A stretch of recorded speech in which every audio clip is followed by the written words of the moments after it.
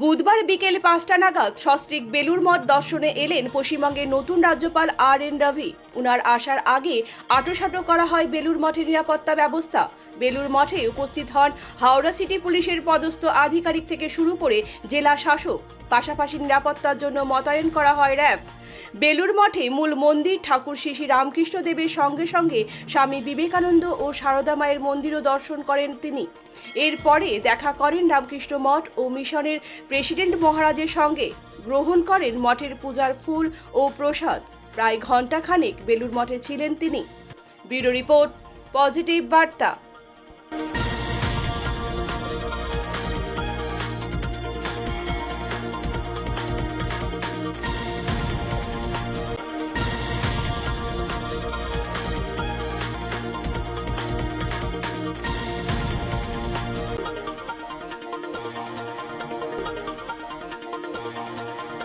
Swadhin Campus Annual Festival 2026 with the spirit of culture and youthful excitement.